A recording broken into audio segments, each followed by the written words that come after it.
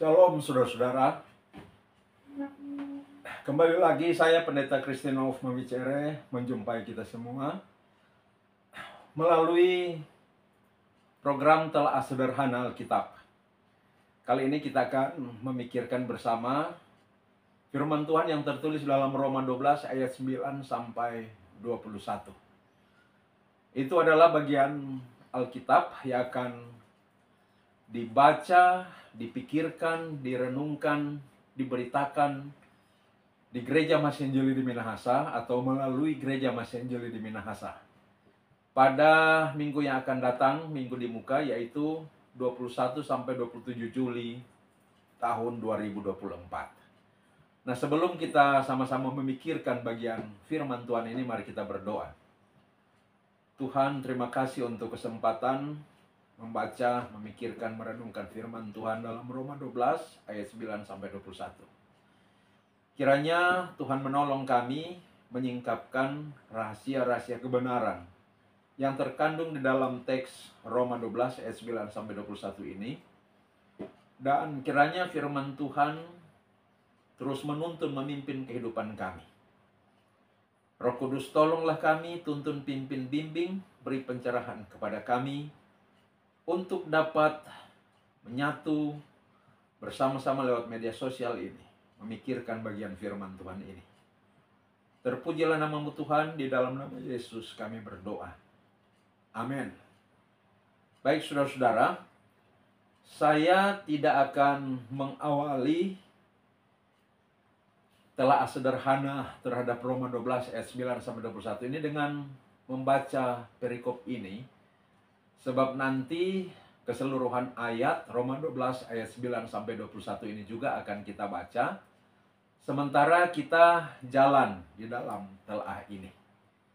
Oleh sebab itu, mari kita mulai. Seperti biasa, pada bagian pertama dari telaah ini, kita mulai dengan melihat struktur teks Roma 12 ayat 9 sampai 21 ini.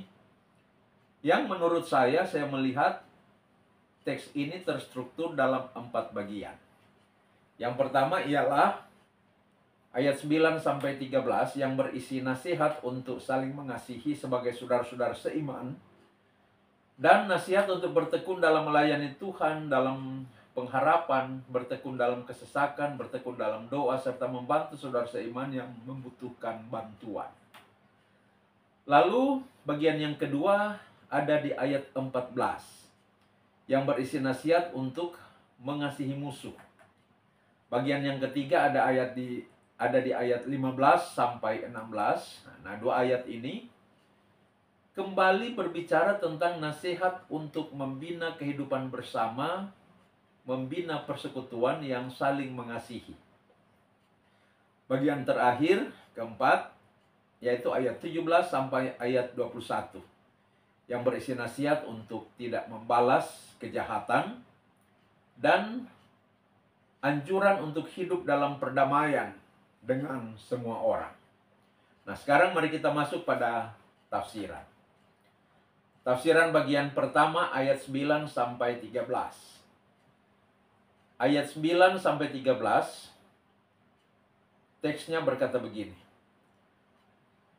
Mari kita buka sama-sama. Roma 12 ayat 9 sampai 13.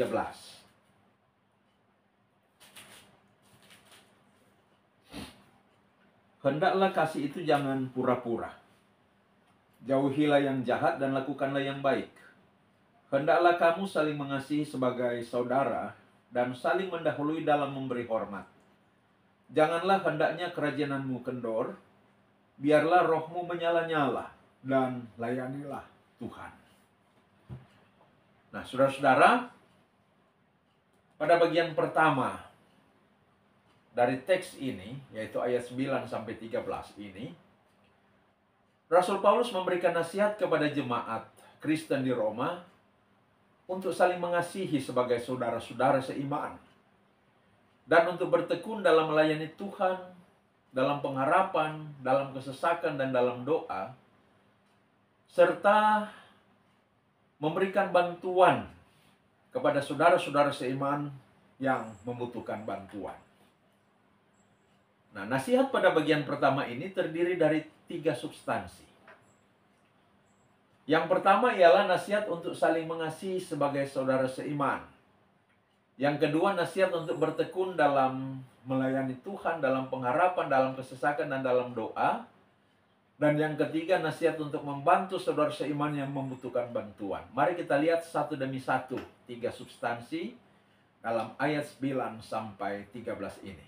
Pertama, nasihat untuk saling mengasihi sebagai saudara seiman. Ayat 9 dan 10 sekali lagi berkata begini. Hendaklah kasih itu jangan pura-pura. Jauhilah yang jahat dan lakukanlah yang baik. Hendaklah kamu saling mengasihi sebagai saudara dan saling mendahului dalam memberi hormat. Saudara-saudara, hendaklah kasih itu jangan pura-pura. Nah, kata kasih yang digunakan Paulus pada frase ini ialah dalam bahasa aslinya, bahasa Yunani, agape. Nah, saudara-saudara, di dalam bahasa Yunani ada 4 kata yang bila diterjemahkan ke bahasa Indonesia menjadi kata yang sama, yaitu kasih. Atau dalam bahasa Inggris, love, atau cinta. Nah, 4 kata itu ialah, yang pertama, eros. Eros adalah kasih dalam pengertian kasih cinta seorang laki-laki kepada seorang perempuan. Atau demikian sebaliknya, seorang perempuan pada seorang laki-laki. Nah, dari kata eros ini muncul istilah erotis, yaitu suatu perilaku yang bersifat merangsang secara seksual. Jadi, eros ialah kasih yang bersifat daya tarik seksual seorang laki-laki kepada seorang perempuan, atau sebaliknya, perempuan kepada laki-laki. Nah, kata eros tidak pernah dipergunakan, tidak pernah dipakai, tidak pernah muncul dalam Perjanjian Baru. Nah, yang kedua, yaitu phileo. Nah, phileo dalam bahasa Yunani adalah kasih. Dalam hal ini kasih persaudaraan atau kasih persahabatan. Yaitu kasih sayang terhadap teman atau terhadap sesama manusia. Dari kata phileo ini muncul istilah Philadelphia, yaitu kasih persaudaraan, yang ada juga istilah itu dalam teks bacaan kita ini. Juga muncul istilah filantropi. Ya. Philadelphia, kasih persaudaraan, dan filantropi, kasih terhadap sesama manusia. Lalu istilah yang ketiga ialah storge, yaitu kasih kekeluargaan.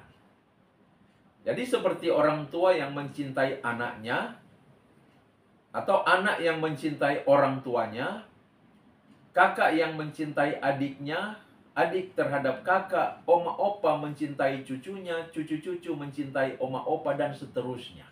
Itu storge. Jadi storge adalah kasih kekeluargaan oleh karena ada hubungan darah.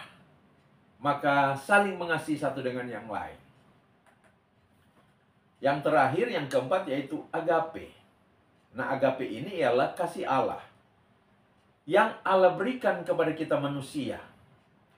Yang oleh kasihnya kepada kita manusia, ia rela menjadi manusia untuk dikorbankan menjalani murkanya sendiri. Untuk menanggung penghukuman kekal, ganti kita manusia berdosa. Yang oleh kasihnya itu manusia ditebus dari dosa dan beroleh keselamatan. Itulah kasih yang sempurna. Kasih yang tulus, kasih yang tidak bercela.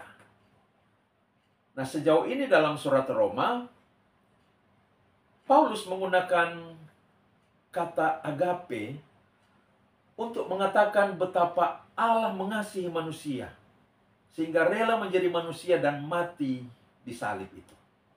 Itu ditulis antara lain dalam Roma 5 ayat 8. Dan sekarang pada pasal 12 ayat 9 ini, Paulus mengatakan bahwa itulah juga kasih yang harus dimiliki dan ditunjukkan satu sama lain sebagai orang percaya. Hendaklah kasih itu jangan pura-pura. Jadi agape itu, kasih Allah kepada kita manusia itu tulus, murni, tidak pura-pura. Memberi tanpa berharap kembali, berkorban tanpa syarat. Tulus, bukan munafik. Maka setiap orang percaya dinasihatkan untuk mengasihi saudara seimannya dengan kasih seperti ini. Agape. Kasih itu jangan pura-pura.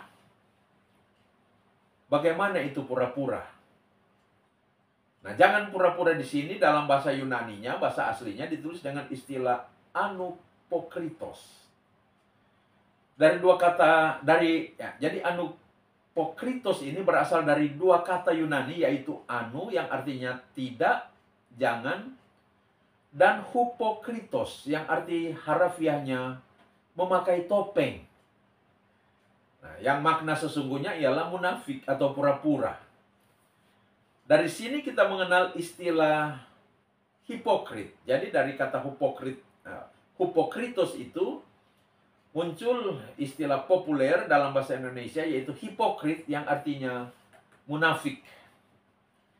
Jadi, pura-pura atau munafik ialah melakukan suatu hal yang terlihat baik, tetapi di dalam hati dan pikiran ada motif yang jahat. Jadi kasih yang pura-pura itu ialah kasih yang munafik, kasih yang bertopeng. Kelihatannya mengasihi, tetapi di dalam hati tidak mengasihi, malah ada niat yang jahat di dalam hatinya. Nah, contoh dari kasih yang munafik ialah melakukan kebaikan kepada seseorang, misalnya memberikan sesuatu, tetapi di belakang orang itu dia merancangkan kejatuhan terhadap orang itu. Atau di depan orang itu dia memuji-muji, tetapi ketika orang itu pergi, dia menyebarkan fitnah, gosip tentang orang itu untuk merusak citra diri dari orang itu. Itulah kasih yang munafik. Teolog Matthew Henry memberikan sebuah definisi yang lebih tajam tentang kemunafikan. Matthew Henry mengatakan begini: kemunafikan adalah melakukan pekerjaan iblis dengan menyamar sebagai Tuhan. Ya, jadi ini tajam sekali, saudara-saudara. Kemunafikan adalah melakukan pekerjaan iblis dengan menyamar sebagai Tuhan. Nah, contoh kasih yang munafik dalam Alkitab itu dapat kita lihat pada apa yang dilakukan oleh Yudas. Ia menjual Yesus dengan harga 30 keping perak kepada para pemimpin agama, agar dia bisa membawa mereka kepada Yesus untuk mereka tangkap. Nah, begitu berjumpa dengan Yesus, apa yang Yudas lakukan? Ia mencium Yesus. Lalu dengan kesal dan sedih, Yesus menelanjangi kemunafikannya dan berkata, "Kamu mengkhianati anak manusia dengan ciuman?" Saudara-saudara, seorang pendeta yang bernama Skip Heitzig, dia berkata begini, "Saya lebih menghormati orang ateis yang jujur dibandingkan orang yang beriman palsu." Saya pikir, saudara-saudara, ungkapan ini menunjukkan betapa fatalnya kehidupan orang Kristen yang bersifat atau bersikap munafik terhadap sesamanya. Jadi hendaklah kasih itu jangan pura-pura, jangan munafik. Hendaklah setiap orang percaya menunjukkan dan memperlakukan kasih yang tulus kepada saudara-saudara seimannya, tetapi juga kepada semua orang, sebagaimana Allah menunjukkan kasih-Nya kepada kita. Jadi, di ayat 9 dikatakan, hendaklah kasih itu jangan pura-pura. Selanjutnya, dikatakan jauhilah yang jahat dan lakukanlah yang baik. Dalam terjemahan lain dikatakan bencilah yang jahat. Nah, karakter dari agape itu ialah mencintai dengan tulus, memberi dengan tidak mengharapkan balasan, berkorban tanpa syarat, tetapi juga membenci yang jahat.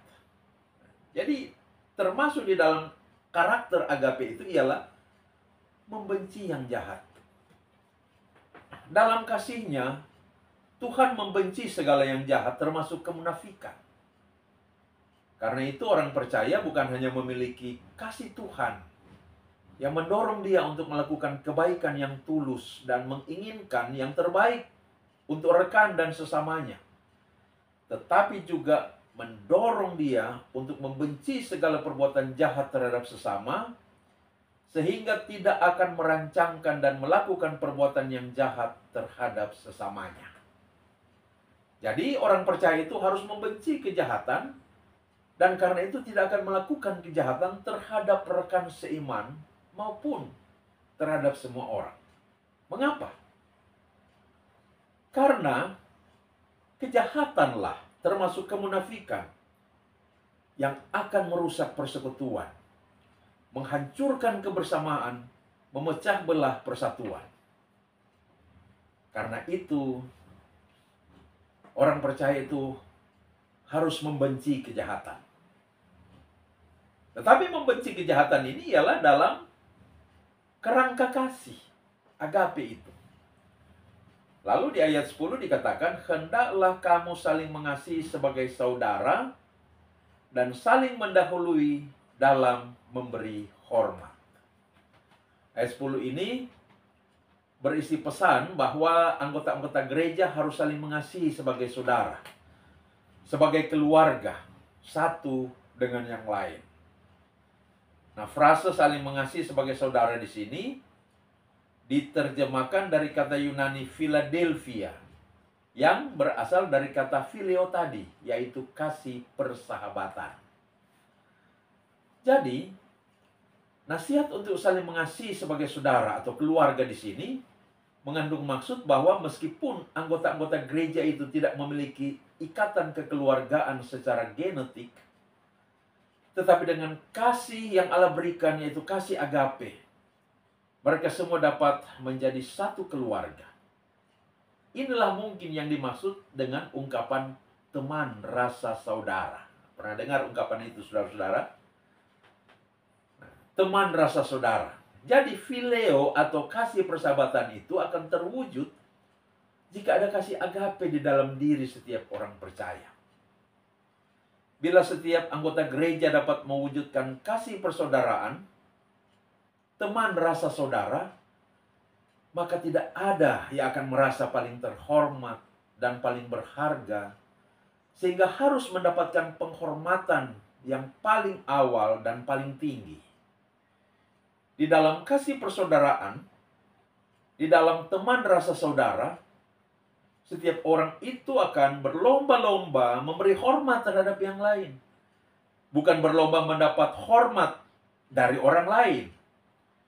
Itu berarti di dalam kasih persaudaraan, setiap orang memiliki kerendahan hati dan tidak ada kesombongan.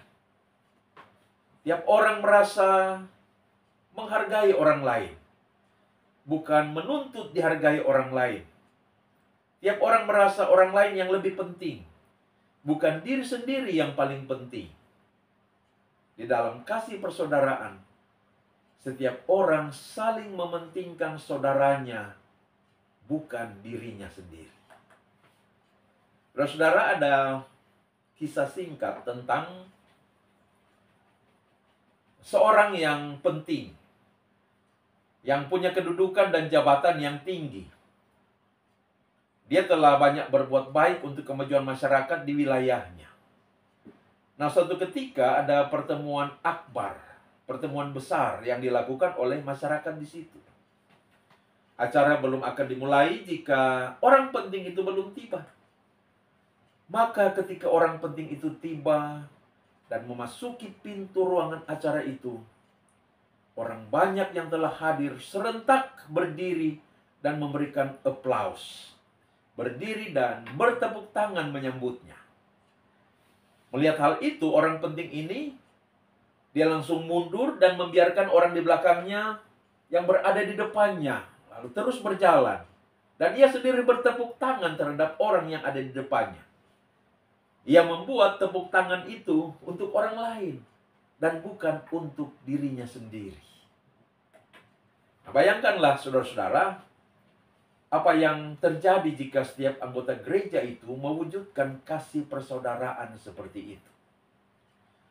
Persekutuan jemaat akan hangat dengan kasih. Saling menyayangi satu dengan yang lain sebagai satu keluarga yang saling peduli. Saling memberi perhatian. Saling menolong, saling menguatkan.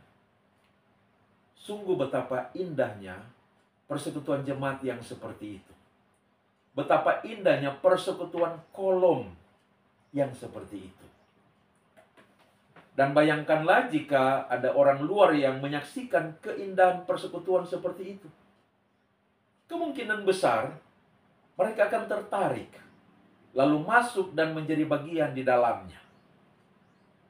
Saudara-saudara, Tuhan sangat menginginkan setiap anggota gereja, kita semua, mewujudkan kasih persaudaraan satu terhadap yang lain. Teman, rasa, saudara. Maka kemudian di ayat 11-12, Paulus menasihatkan, janganlah hendaknya kerajinanmu kendor, biarlah rohmu menyala-nyala dan layanilah Tuhan. Bersukacitalah dalam pengharapan, sabarlah dalam kesesakan, dan bertekunlah dalam doa. Saudara-saudara, bila suatu persekutuan jemaat berhasil memupuk dan mewujudkan kehidupan yang saling mengasihi satu dengan yang lain, dengan kasih yang tulus, kasih persaudaraan, maka suasana yang kondusif untuk pelayanan demi pertumbuhan iman itu akan terjadi. Persekutuan jemaat yang penuh kasih menciptakan momentum. Kita boleh menyebutnya dengan istilah Yunani kairos, yaitu waktu, yaitu saat yang tepat yang diciptakan Tuhan untuk setiap pelayan rajin melayani, rajin memberitakan firman. Setiap anggota jemaat rajin beribadah, rajin belajar firman, tekun dalam pengharapan iman, meski banyak tantangan dan cobaan, dan tekun berdoa dalam suasana sukacita, meski di tengah tantangan dan kesesakan. Akan tercipta suatu momentum di mana para pelayan melayani dengan antusias. Para pendeta mempersiapkan dan memberitakan pengajaran firman dengan antusias. Para anggota jemaat beribadah dengan antusias. Belajar firman dengan antusias. Menyanyi dengan antusias. Berdoa dengan antusias. Dan seterusnya. Bayangkanlah. Suatu persekutuan jemaat yang tidak hidup dalam kasih.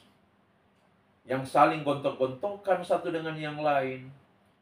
Yang pelayan-pelayannya saling berseteru, yang di dalamnya ada kemunafikan. Bagaimana para pelayan bisa melayani dengan antusias? Bagaimana jemaat bisa beribadah dengan antusias? Bagaimana warga gereja bisa bertumbuh secara rohani?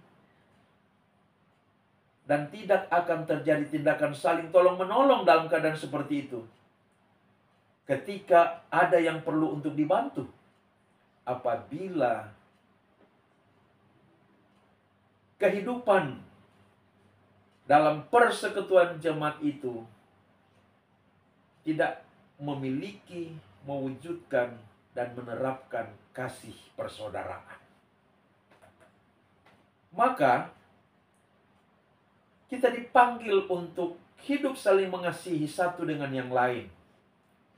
Saling mengasihi satu dengan yang lain di antara pelayan, di antara anggota jemaat, pelayan dengan anggota jemaat, supaya tercipta momentum yang indah, kairos, untuk terwujudnya pelayanan yang berkualitas dan pertumbuhan iman yang signifikan bagi jemaat. Implikasi lainnya dari persekutuan yang penuh kasih persaudaraan itu ialah pada ayat 13. Ayat 13 berkata begini. Bantulah dalam kekurangan orang-orang kudus, dan usahakanlah dirimu untuk selalu memberikan tumpangan. Bantulah dalam kekurangan orang-orang kudus. Frase ini menunjukkan bahwa di dalam persekutuan jemaat Roma saat itu ada orang-orang yang hidup dalam kemiskinan. Ya, kita tidak akan membicarakan penyebab dari kemiskinan itu di sini. Tetapi amanat bagi gereja, orang-orang percaya, yaitu harus membantu orang-orang yang berkekurangan alias miskin, sehingga mereka tidak bisa hidup layak, tidak bisa terpenuhi dalam kebutuhan-kebutuhan pokok.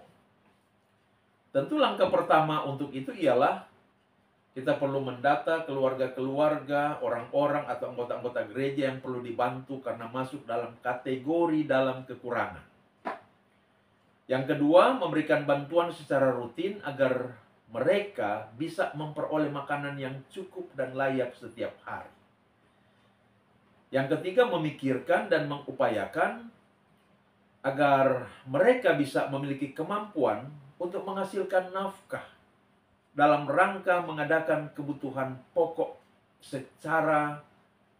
kebutuhan pokok mereka sendiri, sehingga gereja membuat mereka menjadi mandiri dan tidak selamanya bergantung pada bantuan orang lain.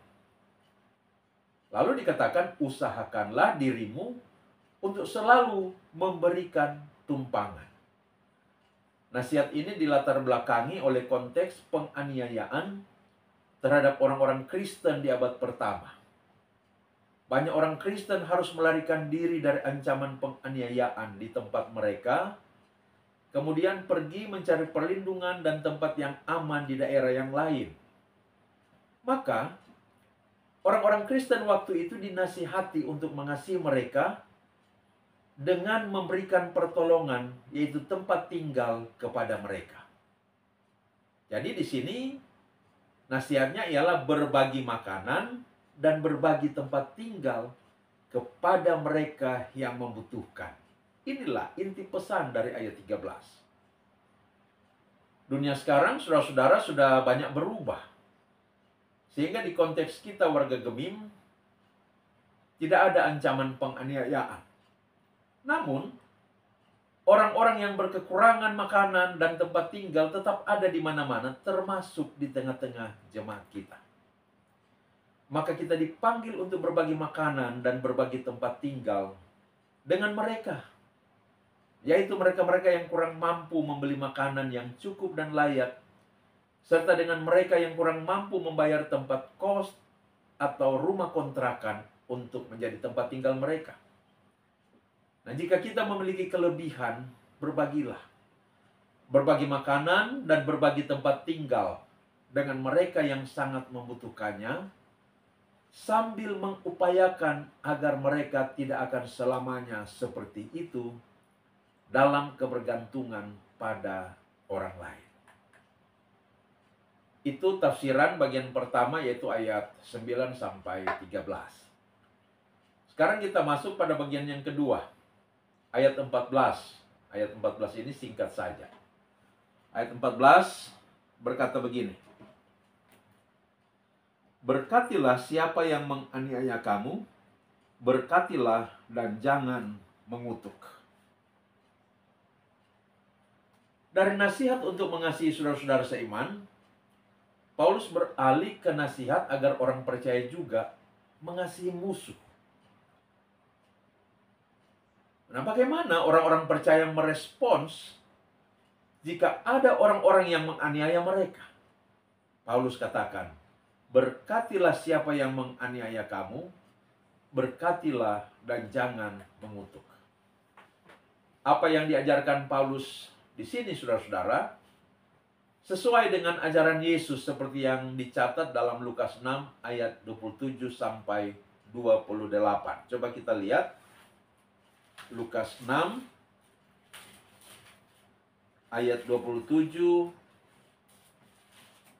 sampai 28 berkata begini: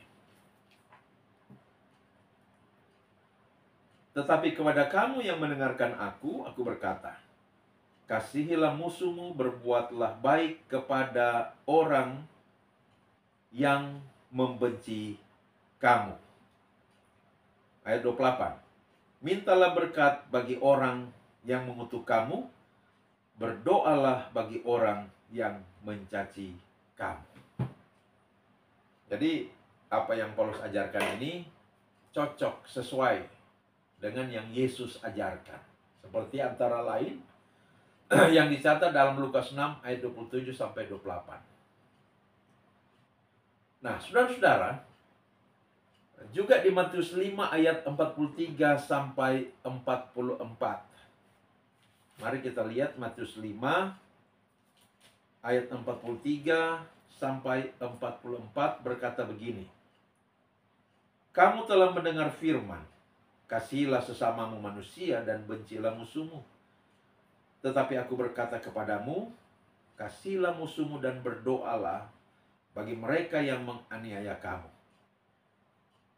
Karena dengan demikianlah kamu menjadi anak-anak Bapamu yang di sorga, yang menerbitkan matahari bagi orang yang jahat dan orang yang baik, dan menurunkan hujan bagi orang yang benar dan orang yang tidak benar.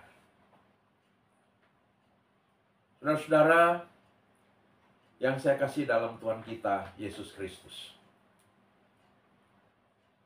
Jadi saudara-saudara, Paulus mengajarkan, berkatilah siapa yang menganiaya kamu. Berkatilah dan jangan mengutuk. Jadi siapakah yang menganiaya orang-orang Kristen di abad pertama waktu itu? Yang pertama ada orang-orang Yahudi.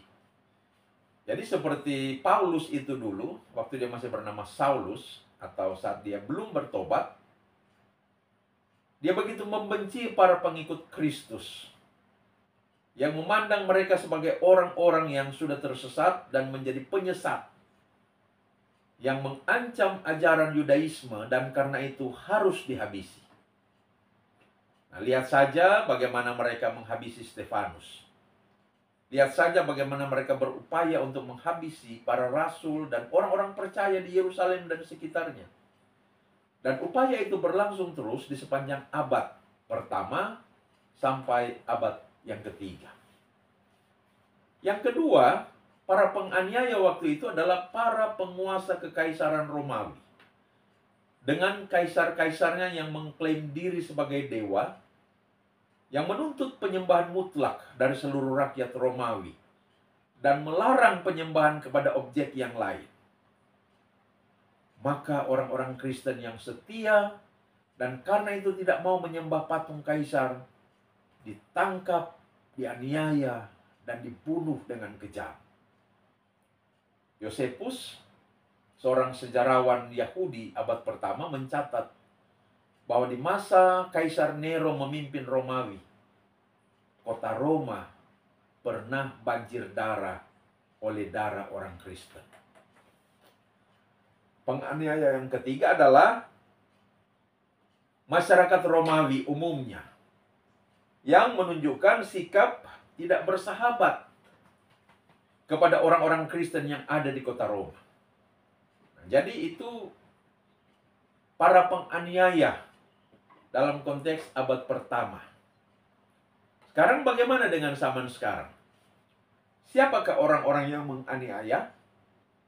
Nah, saudara-saudara, di sepanjang zaman selalu saja ada orang-orang yang berhati jahat, yang karena kepentingannya tega membuat orang lain menderita dan rugi, baik secara fisik, materi maupun batin.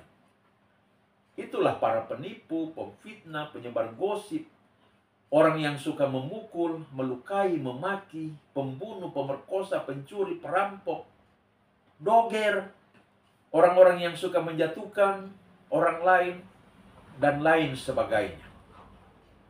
Bahkan seorang yang sangat dekat pun bisa menjadi penganiaya fisik dan batin. Dan itu sangat menyakitkan, saudara-saudara. Bayangkanlah seorang istri yang memaki-maki dan menghina suaminya, Bayangkanlah seorang suami yang memukuli dan menganiaya istrinya sampai babak belur. Nah, dalam persekutuan orang-orang Kristen, masih saja ada realita perseteruan sesama orang Kristen. Perseteruan antar pelayan, perseteruan antara penatua dengan diaken, perseteruan pendeta dengan pendeta, dan lain sebagainya. Maka di tengah realita tantangan penganiayaan fisik dan batin yang terus hadir di sepanjang zaman, firman Tuhan mengajari, berkatilah siapa yang menganiaya kamu, berkatilah dan jangan mengutuk. Saudara-saudara, memberkati orang yang menyakiti itu berarti pertama mendoakan mereka. Mendoakan agar Tuhan memberkati dan beranugerah kepada mereka agar mereka boleh bertobat, meninggalkan dosa dan kejahatan yang mereka suka lakukan terhadap orang lain, supaya Tuhan mengampuni dan menyelamatkan mereka. Yang kedua, memberkati orang yang menganiaya atau menyakiti kita berarti berbuat baik kepada mereka jika Tuhan memberikan kita kesempatan untuk melakukan itu. Jangan mengutuk. Artinya jangan mencaci maki mereka, jangan menyumpahi agar sesuatu yang buruk terjadi kepada mereka, dan jangan mendoakan agar Tuhan membalaskan hal yang buruk kepada mereka. Jangan mengutuk. Justru berkati mereka yang menyakiti kita. Jadi kalau ada orang yang menyakiti kita, paling kurang kita katakan, Tuhan memberkatimu. Saudara-saudara, ini memang bukan hal yang mudah. Mengasihi dan memberkati orang yang mengasihi kita itu mudah. Mengasihi dan memberkati orang yang berbuat baik kepada kita itu mudah. Tetapi mengasihi dan memberkati orang yang memusuhi kita, yang berbuat jahat kepada kita, yang menyakiti kita, menganiaya kita, merugikan kita, menjatuhkan kita, menjelek-jelekkan kita, bukanlah hal yang mudah. Dan sungguh itu sangat tidak mudah. Tetapi Tuhan mengamanatkannya untuk kita lakukan. Maka kita harus belajar mempraktekannya di dalam pimpinan Roh Kudus. Oleh sebab itu, saudara-saudara, mari kita miliki mindset. Apabila ada orang yang menyakiti kita, berbuat jahat kepada kita, maka yakinlah saat itu Tuhan sementara membawa kita masuk ke dalam laboratorium praktikum untuk kita mempraktekkan pengampunan dan mempraktekkan memberkati orang yang menganiaya, yang berbuat jahat kepada kita dengan mendoakan mereka dan berbuat baik kepada mereka. Itu adalah kesempatan untuk mempraktekkan. Ya. Nah, sekarang itu tadi tafsiran bagian yang kedua. Ayat 14. Sekarang kita masuk pada bagian yang ketiga, ayat 15 dan 16. Ayat 15 dan 16 dari Roma 12 ini berkata begini. Bersukacitalah dengan orang yang bersukacita, dan menangislah dengan orang yang menangis. Hendaklah kamu satu sepikir dalam hidupmu bersama. Janganlah kamu memikirkan perkara-perkara yang tinggi, tetapi arahkanlah dirimu kepada perkara-perkara yang sederhana.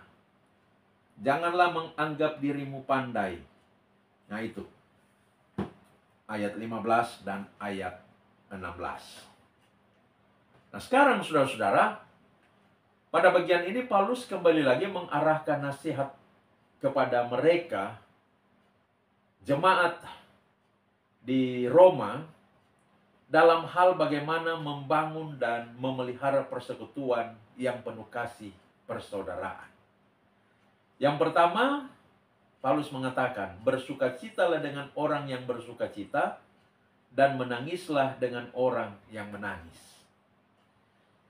Saudara-saudara, seorang teolog yang bernama P. Stuart Briscoe,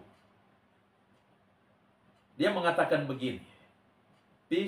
Stuart Briscoe berkata, manusia diperlengkapi dengan kapasitas yang besar, berapa giga ya?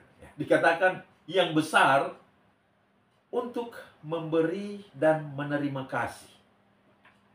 Oleh adanya kapasitas yang besar itu, maka hati yang paling keras pun akan luluh di hadapan senyuman yang tulus.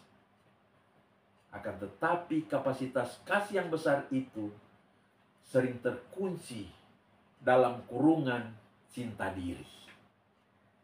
Nah, ini menarik, karena itu saya mau katakan sekali lagi apa yang dikatakan oleh teolog yang bernama Stuart Briscoe. Dia katakan begini, manusia diperlengkapi dengan kapasitas yang besar untuk memberi dan menerima kasih. Oleh adanya kapasitas yang besar itu, maka hati yang paling keras pun akan luluh di hadapan senyuman yang tulus. Tetapi kapasitas kasih yang besar ini seringkali terkunci dalam kurungan cinta diri. Saudara-saudara, orang percaya sering terperangkap dalam cinta pada dirinya sendiri.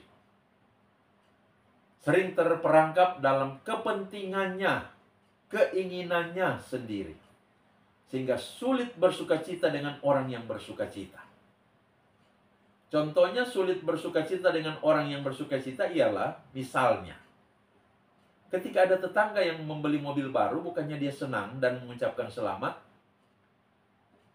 malah dia merasa tidak senang dan merasa tidak nyaman. Namun, meskipun ketika suatu hari misalnya dia pun turut menumpang di mobil baru dari tetangganya itu, dia hanya berdiam diri sambil merasa iri dan tidak senang. Seharusnya katakan, selamat sudah membeli mobil baru, tapi dia tidak mengatakan itu. Atau ketika ada teman kantornya yang dipromosikan naik jabatan, lalu mau mentraktirnya untuk makan bersama di restoran misalnya. Mari kita makan bersama karena saya baru saja dapat SK naik jabatan. Tapi orang ini menolak. Kenapa? Dia tidak senang mendengar berita itu. Atau mungkin dia ikut juga makan bersama, tapi hatinya hanya dongkol dalam iri dan tidak senang, sambil berpikir mengapa bukan saya yang dipromosikan. Padahal dia sedang menikmati makanan traktiran temannya yang naik jabatan itu. Demikian juga saudara-saudara, orang percaya sering terperangkap dalam cinta dirinya sendiri, dalam kepentingannya, keinginannya, sehingga sulit untuk menangis dengan orang yang menangis. Contohnya, lihatlah, di banyak tempat ada orang yang menangis dalam duka cita karena kematian orang yang dikasihinya. Lalu orang-orang yang datang melayat justru bernyanyi sukacita dalam iringan musik dan bahkan sampai berdansa-dansi riang gembira.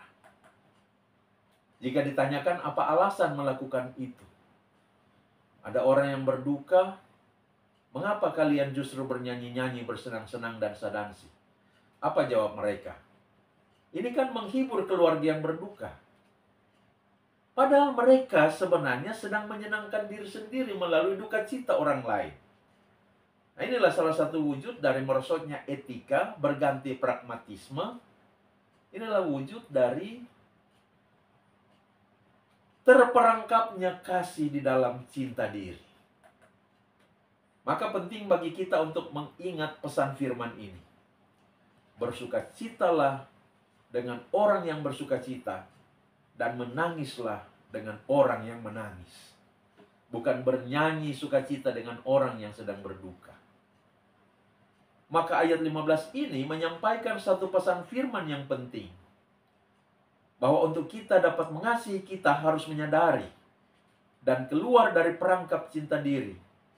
Untuk kemudian masuk, berempati, dan bersimpati dengan orang lain dalam situasi dan kondisi mereka, entah suka ataupun duka. Kalau mereka bergembira, ya kita ikut bergembira.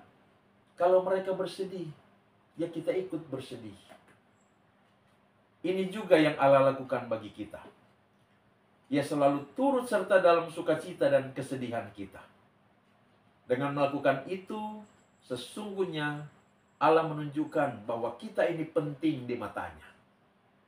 Demikian juga ketika kita mampu berempati dengan orang lain, bersukacita dengan mereka yang bersukacita dan bersedih dengan mereka yang bersedih, sesungguhnya kita sedang menunjukkan bahwa mereka itu penting di mata kita.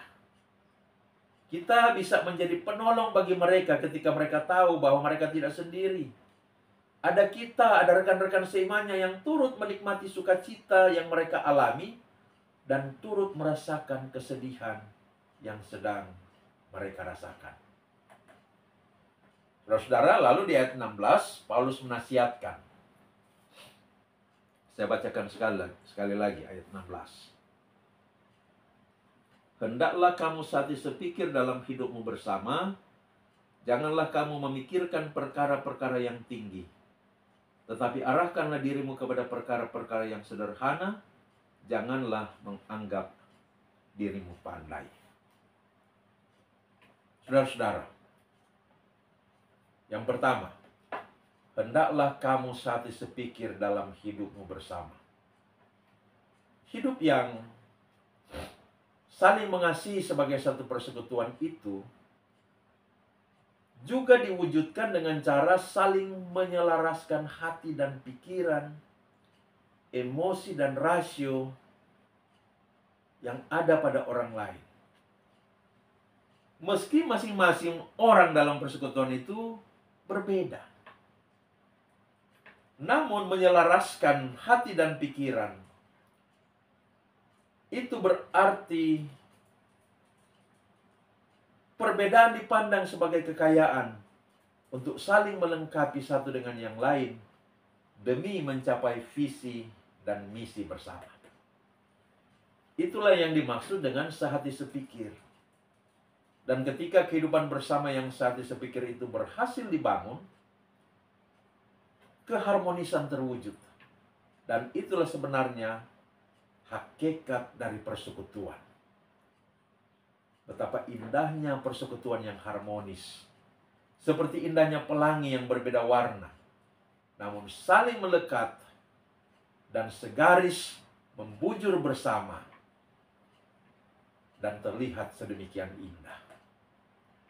Yang kedua, dikatakan janganlah kamu memikirkan perkara-perkara yang tinggi, tetapi arahkanlah dirimu kepada perkara-perkara yang sederhana. Artinya, orang Kristen itu jangan angkuh dan sombong. Jangan membicarakan hal-hal yang tinggi. Jangan baku tunjung pandai, baku tunjung jago, baku tunjung hebat. Karena semua itu adalah benih perseteruan dan perpecahan. Orang di sekitar kita tidak semuanya berpendidikan tinggi. Tidak semuanya berkelas sosial tinggi. Ada yang tingkat pendidikannya rendah saja. Ada yang tingkat ekonominya biasa-biasa saja. Ada yang tingkatan sosialnya di bawah. Maka supaya diri kita bisa menyatu dengan semua orang dalam persekutuan yang beraneka macam latar belakang dan keadaan, serta tingkatan, maka bicarakan saja hal-hal yang sederhana, berpenampilan yang sederhana, dan milikilah kerendahan hati. Kerendahan hati menjadi syarat bagi terwujudnya persekutuan dari anggota jemaat yang berasal dari berbagai kelas sosial. Yang ketiga dikatakan janganlah menganggap dirimu pandai. Salah satu pemicu akan ketegangan yang terjadi di jemaat Kristen Roma waktu itu ialah menganggap diri pandai, merasa diri yang paling tahu dalam hal agama, dan orang-orang Kristen asal Yahudi merasa diri yang paling tahu dalam. Jadi orang-orang Kristen asal Yahudi merasa diri yang paling tahu dalam hal-hal agama, dan orang-orang Kristen asal Yunani merasa diri yang paling tahu dalam hal-hal pengetahuan umum atau filsafat. Merasa pandai, paling tahu, membuat seseorang tertutup terhadap pendapat dan masukan pihak orang lain. Merasa pandai, merasa paling tahu, merasa yang paling benar, membuat seseorang hanya mau didengarkan dan tidak mau mendengarkan. Merasa pandai, merasa tahu, membuat seseorang merasa yang paling benar, dan itu menjadi pemicu pertentangan, permusuhan, pertikaian, perpecahan. Maka jemaat dinasihati agar masing-masing individu dan masing-masing pihak tidak merasa pandai. Nah, tidak merasa pandai bukan berarti menjadi bodoh atau merasa bodoh. Bukan seperti itu. Tidak merasa pandai berarti tetap pandai, tetap berpengetahuan tinggi, namun rendah hati dan terbuka terhadap perbedaan pendapat untuk dibahas bersama dan dicarikan solusi dalam suasana kasih persaudaraan. Betapa indahnya suatu persekutuan jemaat yang satu sepikir dalam kerendahan hati, yang mewujudkan suasana kondusif untuk pelayanan yang berkualitas dan pertumbuhan iman yang signifikan. Sekarang bagian yang terakhir, yaitu ayat 17 sampai 21. Saya bacakan ayat 17 sampai 21 demikian. Janganlah membalas kejahatan dengan kejahatan. Lakukanlah apa yang baik bagi semua orang. Sedapat-dapatnya, kalau hal itu bergantung padamu, hiduplah dalam perdamaian dengan semua orang. Saudara-saudaraku yang kekasih, janganlah kamu sendiri menuntut pembalasan, tetapi berilah tempat kepada murka Allah, sebab ada tertulis, pembalasan itu adalah hakku. Akulah yang akan menuntut pembalasan, firman Tuhan. Tetapi jika seterumu lapar, berilah dia makan.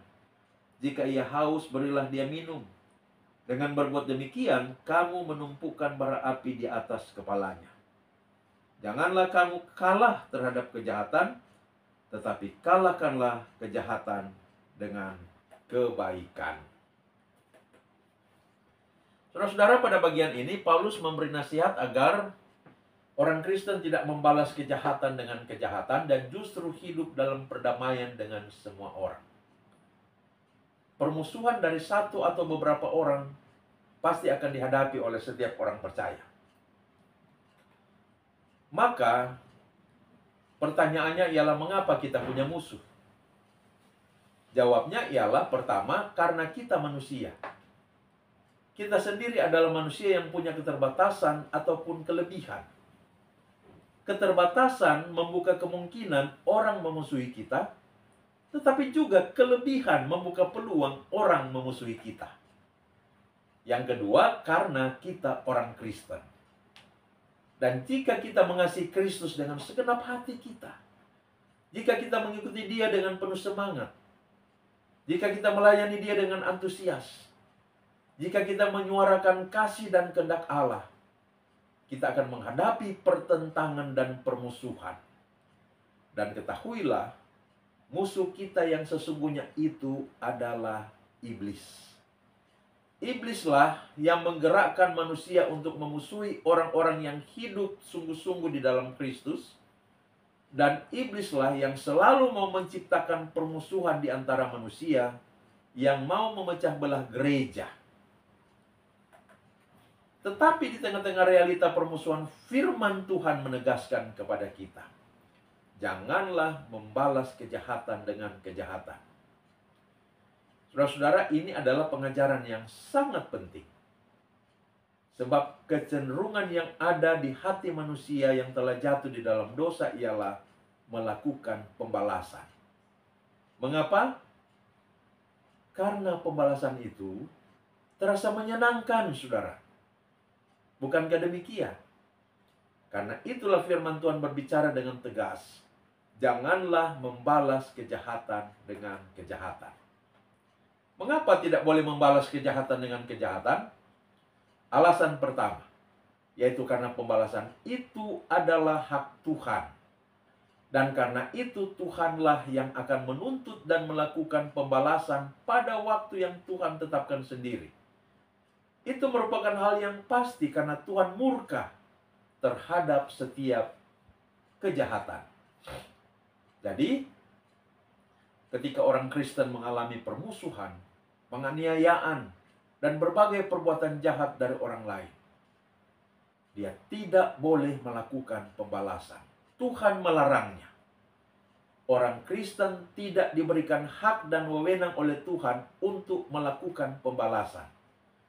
Hanya Tuhan yang memiliki hak, wewenang, dan otoritas untuk menuntut dan melakukan pembalasan kepada orang-orang yang melakukan kejahatan. Alasan kedua, Tuhan melarang orang Kristen untuk melakukan pembalasan, untuk tidak membalas kejahatan dengan kejahatan, ialah agar jangan orang Kristen membangkitkan murka Tuhan terhadap dirinya sendiri. Tuhan marah dan murka terhadap orang-orang yang berbuat jahat terhadap sesamanya. Maka ketika orang Kristen membalas kejahatan dengan kejahatan, dia menjadi sama dengan orang yang melakukan kejahatan itu. Dan karena pembalasannya itu membuat dia menjadi sama dengan orang yang jahat, dengan demikian murka Tuhan pun akan berlaku padanya. Karena itulah Tuhan melarang orang percaya untuk membalas kejahatan dengan kejahatan. Alasan ketiga, kita dilarang melakukan pembalasan. Ialah karena kalau kita yang melakukan pembalasan, kita akan melakukannya dengan tidak adil.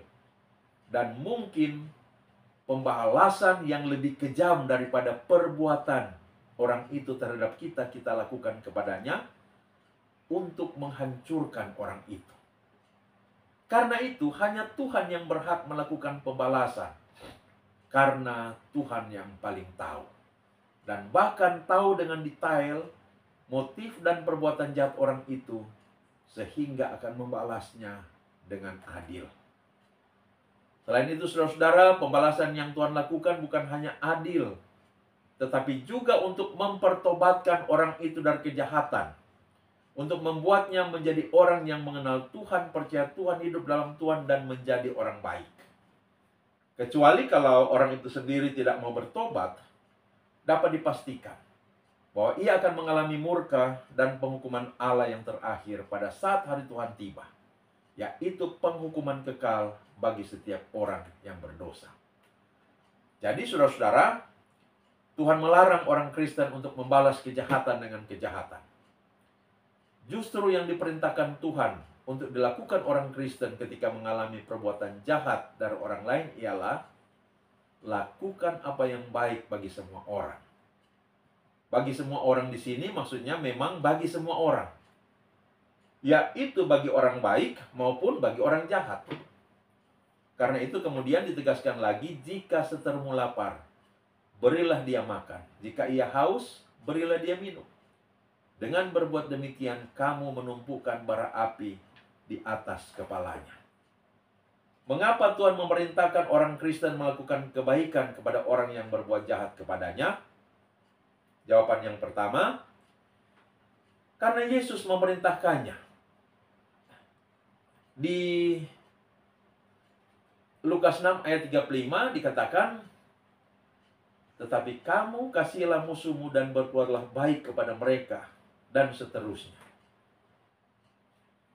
Jadi, karena Yesus yang memerintahkannya, dan Yesus adalah Tuhan yang berotoritas atas hidup kita, maka kita harus melakukan kebaikan kepada orang yang berbuat jahat. Perhatikan saudara-saudara, dikatakan di dalam Lukas 6 ayat 35 itu. Saya bacakan sekali lagi. Tetapi kamu kasihlah musuhmu dan berbuatlah baik kepada mereka, dan pinjamkan dengan tidak mengharapkan balasan. Maka upahmu akan besar dan kamu akan menjadi anak-anak Allah yang Maha Tinggi. Sebab, perhatikan, ia baik terhadap orang-orang yang tidak tahu berterima kasih dan terhadap orang-orang jahat. Perhatikan, sebab ia, yaitu Allah, baik terhadap orang-orang yang tidak tahu berterima kasih dan terhadap orang-orang jahat. Kebaikan seperti apa? Contohnya ada di Matius 5 ayat 44 sampai 45. Tetapi aku berkata kepadamu, kasihilah musuhmu dan berdoalah bagi mereka yang menganiaya kamu. Karena dengan demikianlah kamu menjadi anak-anak Bapamu yang di surga, yang menerbitkan matahari bagi orang-orang yang jahat dan orang-orang yang baik, dan menurunkan hujan bagi orang yang benar dan orang yang tidak benar. Jadi, Allah kita itu selalu berlaku baik terhadap orang-orang yang tidak tahu berterima kasih dan terhadap orang-orang jahat. Contohnya, ia menerbitkan matahari bagi orang yang jahat dan bagi orang yang baik. Menurunkan hujan bagi orang yang benar dan orang yang tidak benar. Nah, kita tambahkan contoh itu. Orang yang hidup dalam Tuhan ketika bekerja dengan rajin mendapatkan hasil nafkah. Orang yang hidup dalam dosa juga ketika bekerja dengan rajin sama mendapatkan hasil nafkah. Orang yang baik ketika sakit dan berobat ke dokter bisa mendapat kesembuhan. Orang yang jahat pun ketika sakit dan berobat ke dokter bisa mendapat kesembuhan. Semua orang, baik orang jahat maupun orang baik, mendapat waktu yang sama, 24 jam dalam satu hari. Dan baik orang jahat maupun orang baik mendapat oksigen yang sama dan gratis setiap saat. Itulah kebaikan Tuhan kepada orang-orang yang jahat. Namun penting untuk kita pahami bahwa kebaikan Tuhan kepada orang yang jahat itu masuk pada kategori kebaikan umum atau anugerah umum, atau yang disebut dengan istilah common grace. Nah, ada common grace atau anugerah umum dan ada special grace, yaitu anugerah khusus. Anugerah khusus adalah keselamatan hidup kekal yang dianugerahkan Allah secara cuma-cuma kepada orang yang beriman kepada Yesus Kristus. Selama hidup di dunia ini, orang-orang jahat mengalami kebaikan-kebaikan Allah secara umum. Tetapi ketika saat akhir tiba, mereka tetap akan mengalami penghukuman kekal di dalam murka Allah yang bernyala-nyala. Namun orang yang beriman kepada Yesus yang mengalami anugerah khusus akan mengalami keselamatan, hidup kekal bersama Allah di langit yang baru dan bumi yang baru. Jadi, oleh karena Allah selalu baik kepada orang-orang jahat, maka orang-orang percaya pun dipanggil melakukan hal yang sama yang dilakukan Allah, yaitu berbuat baik kepada orang-orang yang jahat. Jawaban kedua, karena Yesus mempraktekannya. Jadi yang pertama, kita harus berbuat baik kepada orang yang berbuat jahat karena Yesus memerintahkannya. Yang kedua, alasannya ialah karena Yesus mempraktekannya dan memberi teladan kepada kita di atas kayu salib. Sementara menanggung siksa derita yang tiada tara, Yesus berdoa kepada Bapa, memohon anugerah pengampunan untuk mereka yang menganiaya Dia. Jawaban ketiga, karena dengan melakukan itu, kita memberikan kesaksian tentang kasih Kristus kepada dunia ini.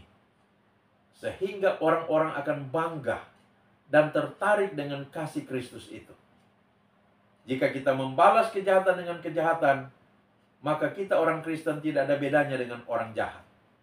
Tetapi jika kita membalas kejahatan dengan kebaikan, maka kita sedang menunjukkan kemuliaan kasih karunia Tuhan Yesus Kristus kepada dunia ini. Nah, itu saudara-saudara, 3 alasan mengapa kepada kita diperintahkan untuk berbuat baik kepada orang yang berbuat jahat kepada kita. Kemudian dikatakan, sebab dengan berbuat demikian kamu akan menimbun bara api di atas kepalanya. Janganlah kamu dikalahkan oleh kejahatan, tetapi kalahkanlah kejahatan dengan kebaikan. Artinya apa? Itu adalah sebuah metafora atau perumpamaan yang mengacu pada kebiasaan masyarakat Mesir kuno. Ketika seseorang ingin menunjukkan penyesalan di depan umum, atau diperintahkan untuk menunjukkan penyesalan di depan umum, ia akan meletakkan gulungan kain di kepalanya sebagai alas. Dan di atas kain itu diletakkan panci kecil berisi bara api untuk melambangkan rasa sakit yang membakar dan rasa malu karena bersalah. Dengan cara demikianlah orang dalam masyarakat Mesir kuno menyatakan, saya benar-benar menyadari dan menyesali kesalahan saya dan meminta maaf atas kesalahan yang saya lakukan itu. Jadi dengan metafora bara api di atas kepala itu, Paulus hendak mengatakan bahwa Ketika kita membalas kejahatan dengan kebaikan, maka kita akan membuat pelaku kejahatan ini menjadi malu, sadar, dan menyesali kejahatan yang dilakukannya kepada kita. Dengan demikian, kita mengalahkan kejahatan dengan kebaikan. Karena memang kejahatan hanya dapat dikalahkan, dihentikan dengan kebaikan. Selama kejahatan dibalas dengan kejahatan, maka kejahatan tak akan pernah kalah. Karena itu kita orang Kristen dipanggil untuk mengalahkan dan menghentikan kejahatan dengan kebaikan. Selanjutnya dikatakan sedapat-dapatnya. Kalau hal itu bergantung padamu, hiduplah dalam perdamaian dengan semua orang. Saudara-saudara, Tuhan mengamanatkan kepada semua orang percaya untuk hidup dalam perdamaian dengan semua orang. Hidup damai dengan siapa saja, baik dengan yang seiman maupun dengan yang tidak seiman. Dengan demikian, itu berarti Tuhan melarang setiap orang percaya berseteru, bermusuhan, bertikai dengan siapapun. Sedapat-dapatnya kalau hal itu bergantung padamu. Apa artinya itu? Pertama, kitalah yang harus memulai untuk mewujudkan hidup dalam perdamaian dengan semua orang. Kita yang memprakarsai hidup dalam perdamaian dengan semua orang. Kedua, kitalah yang harus tetap berjuang mewujudkan hidup dalam perdamaian dengan semua orang. Meskipun orang-orang lain tidak menyukai kita, menentang kita, bahkan memusuhi kita, kita tidak akan berhenti mengupayakan hidup dalam perdamaian dengan semua orang. Yang ketiga, itu berarti kita akan mewujudkan pola hidup yang membangun hubungan yang baik dengan semua orang, bahkan dengan orang-orang yang membenci kita sekalipun. Itu tafsiran dalam 4 bagian struktur dari teks Roma 12 ayat 9 sampai 21 ini. Sekarang kita masuk pada bagian yang terakhir, yaitu benang merah teks berkaitan dengan tema. Saudara-saudara, hidup dalam perdamaian dengan semua orang adalah tema yang membingkai kita dalam memikirkan Roma 12 ayat 9 sampai 21 ini. Hidup dalam perdamaian dengan semua orang artinya hidup dalam relasi yang baik, utuh, dan harmoni dengan semua orang, baik dengan orang-orang yang seiman maupun dengan orang-orang yang tidak seiman, baik dengan orang-orang yang separtai maupun orang-orang yang berbeda partai, baik dengan orang-orang yang satu ras maupun dengan orang-orang yang berbeda ras, baik dengan orang-orang yang satu budaya maupun yang berbeda budaya. Itu juga berarti hidup dalam keharmonisan meski di tengah-tengah perbedaan. Perbedaan ide dan gagasan, perbedaan perspektif, perbedaan latar belakang sosial, ekonomi, pendidikan, dan budaya, namun tetap berjalan bersama dengan selaras dalam satu komunitas masyarakat maupun komunitas agama. Mewujudkan hidup dalam perdamaian dengan semua orang tidaklah mudah, tetapi Tuhan mengamanatkan kita untuk mewujudkannya. Maka itu berarti berjuang dengan gigih dan tidak kenal menyerah untuk mewujudkannya. Maka bagaimana caranya mewujudkan hidup dalam perdamaian dengan semua orang? Pertama, kita harus mengasihi semua orang dengan kasih yang Tuhan telah tunjukkan dan karuniakan kepada kita. Itulah kasih yang tulus dan murni, kasih yang tidak pura-pura, kasih yang tidak munafik. Itulah juga kasih yang tidak egois, yang tidak mementingkan diri sendiri, tetapi yang mendahulukan selalu kepentingan orang lain. Itulah juga kasih yang mengatasi segala perbedaan. Jika kita hidup dalam kasih, kita akan menghargai dan menghormati perbedaan. bahkan perbedaan dalam kepercayaan agama sekalipun. Kasih akan memampukan kita menepis fanatisme buta dan primordialisme yang sempit yang dapat memicu konflik antar agama, ras, dan budaya. Kasih menjadikan kita sebagai orang-orang yang inklusif, yang bersikap terbuka terhadap perbedaan, meski tetap eksklusif dalam keyakinan. Sikap inklusif, tapi keyakinan tetap eksklusif. Maka bagaimana caranya mewujudkan hidup dalam perdamaian dengan semua orang itu? Yang pertama itu tadi. Dan yang kedua, meski toh ketika dalam kehidupan bersama terjadi perseteruan, permusuhan dan pertikaian oleh karena berbagai sebab, oleh amanat Tuhan, kita harus mengasihi orang yang berbuat jahat kepada kita dan berbuat baik kepada orang-orang yang menyakiti kita. Dengan jalan itulah, maka pertikaian dapat dihentikan dan perdamaian dapat diwujudkan. Realita di sekitar kita menunjukkan masih adanya konflik dan perseteruan antar individu, antar kelompok, antar komunitas. Karena itu kita umat Kristiani dipanggil untuk mewujudkan hidup dalam perdamaian dengan semua orang. Betapa indahnya hidup dalam perdamaian dengan semua orang. Maka mari kita terus memperjuangkannya. Amin. Mari kita berdoa. Tuhan, terima kasih untuk kesempatan memikirkan firman-Mu, pesan-pesan ilahi-Mu, petunjuk-petunjuk, pengajaran-pengajaran melalui Roma 12 ayat 9 sampai 21 ini.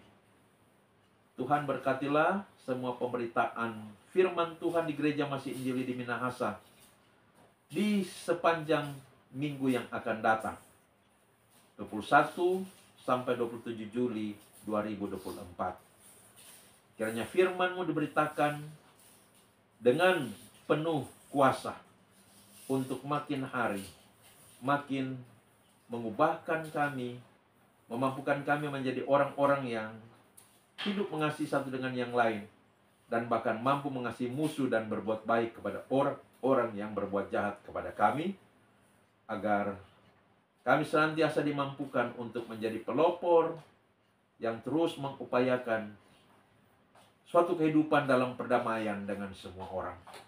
Terpujilah nama-Mu Tuhan. Ini doa kami dalam nama Tuhan Yesus kami berdoa. Amin. Demikian saudara-saudara, seri Telaah Sederhana Alkitab untuk kali ini. Sampai berjumpa pada waktu yang akan datang. Tuhan memberkati kita semua. Shalom.